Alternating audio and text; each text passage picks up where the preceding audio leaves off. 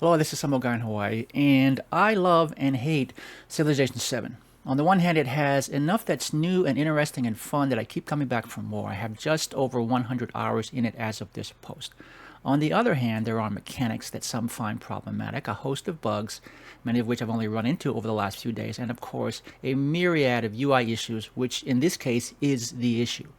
Civ 7's diplomatic system, as with most 4X games, is a somewhat simple but workable affair. The need to generate and then spend diplomatic currency, influence, in order to talk to someone is strange, but I get it. It's shorthand for the day-to-day public and behind-the-scenes cultivation of relationships and reputation and influence between civs and their leaders. I'm fine with it, but oh, that interface. Civ and any really good 4X game lives and dies on that just one more turn decision-making dopamine hit cycle. Okay, we make decisions, and the program processes everybody's decisions. It presents us with the changes, and we do it all over again.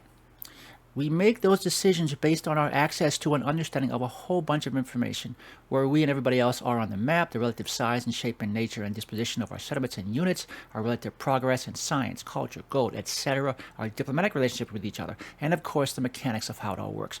We strive to make informed decisions. But when we initiate diplomacy, and the diplomatic screen pops up, we are suddenly denied access to a lot of that information. Yes, the screen does let us look at everybody's current relationship. We can actually tab between leaders. We're not officially talking until or unless we make an offer. We can see why they like or hate us, their form of government. We can see their profiles and perks and tendencies and agendas. But we can't move around the map. We can't look at our settlements and units or theirs or those of any other civs. Can't see the relative yields in the upper right because they are hidden behind the diplomatic screen. Can't access our own detailed yield information by clicking on the top left bar. Can't access Civilopedia. And all of that happens when we initiate diplomacy. And yes, we can always back out of the diplomacy screen, refamiliarize ourselves with things, and then call it up again. But that's clunky, okay?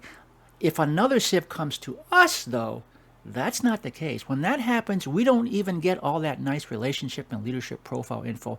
All we get is, hey, want to trade, want open borders, want to make peace. How do I decide peace is in my best interest when I am suddenly cut off from all the info that tells me how the war is going? What's the relative disposition of our troops and theirs? Am I about to take one of their settlements?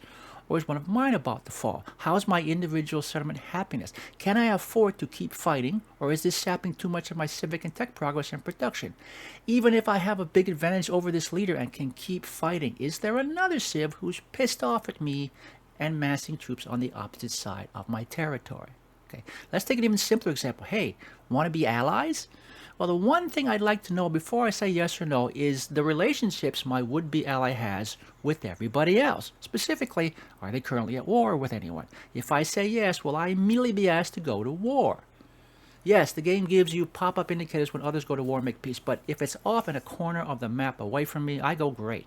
Let them go at it while I progress, and then I forget about it. Okay, I kind of like to refresh myself on those things before I say yes or no. Civ 7's diplomatic screen is an abject failure of UI design on a fundamental level, made worse by the fact that Civ 6 had the exact same problem. Now, to be fair, pretty much every 4X game I can think of makes this mistake, and this probably goes back to Civ 5, not earlier, but that's not an excuse. If there's one thing that epitomizes bad UI design in Civ 7, it's this, and yet I don't hear anyone talking about it. Developers need to understand how bad this default design choice is and stop doing it. And Fireaxis, however difficult or easy it might be, really needs to fix it in Civ 7, not wait until Civ 8. If we don't see it fixed in Civ 7, I would not be surprised if it shows up again in Civ 8. And if we don't see it fixed in Civ 7, I won't buy Civ 8 until I know it's not an issue. And me not buying everything pre-release would be a first. Okay, like, comment, subscribe if you would like to see more of this kind of content. Stay safe, and thanks for watching.